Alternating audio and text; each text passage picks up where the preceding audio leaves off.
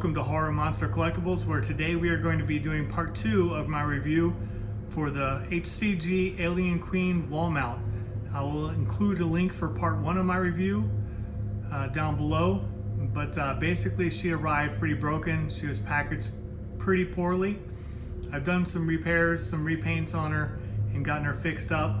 HCG did do a good job on taking care of me on it, but I don't know, it's still kind of disappointing. So let's take a look at her a little bit closer. So we'll start at the top and work our way down. She's kind of hung up in a precarious position, so it's hard to videotape. I will say though that you're going to need a hand getting this thing mounted. It's not easy to do yourself. I would mount her without anything attached and just get her up on the wall first, and then do things to like attach the hands and in her mouth and things like that.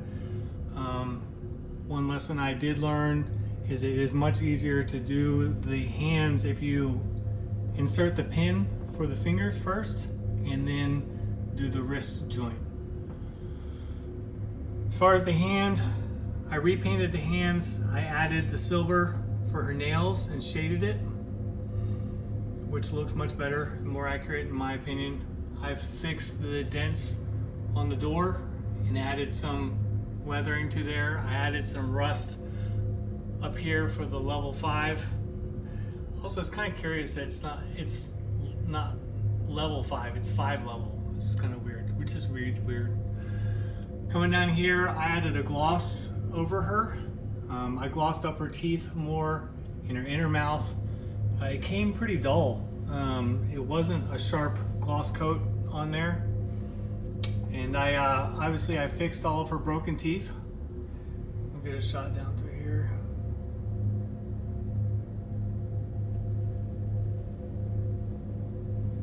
So she's all repaired.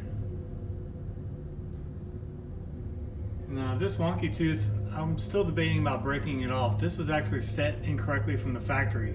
This is one of the teeth that were not broken, but it looks pretty bad, so I'm thinking about just breaking it and resetting it. But we'll see. We'll come up over through here and take a closer look at the hand. Do make sure when you mount this thing, you mount it to wood studs. It is very heavy. I get asked a lot about the lever. It does not pull down.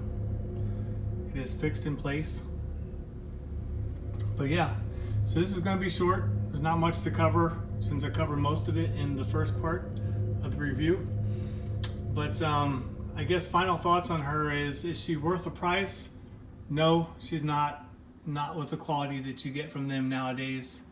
They've kind of dropped off as a company as far as paint apps and everything else that they are willing to give to customers, which is pretty disappointing.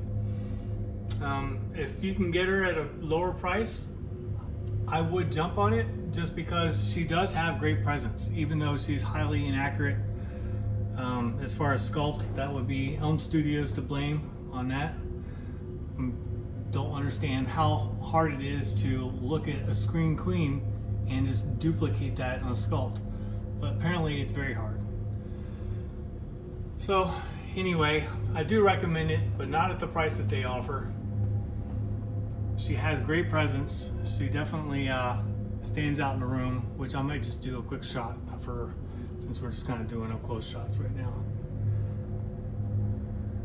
And anyway, here she is.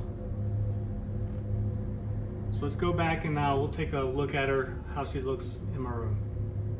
So there she is up on the wall, and I promised guys to do a collection update and tour at some point soon. But again, she has great presence. I'm going to move around, I think, Pennywise and stuff, but for now, she's going to stay where she's going to stay because once she's up there, we don't really want to move her too much. And here she is underneath the lighting. And she looks great. It's actually kind of showing up a little bit different on video than what it is in real life, but there's a nice like bluish tint to the white LEDs that kind of light her up pretty awesome. So anyway, Feel free to like and subscribe, and leave any questions or comments that you might have. And I'll talk to you guys later.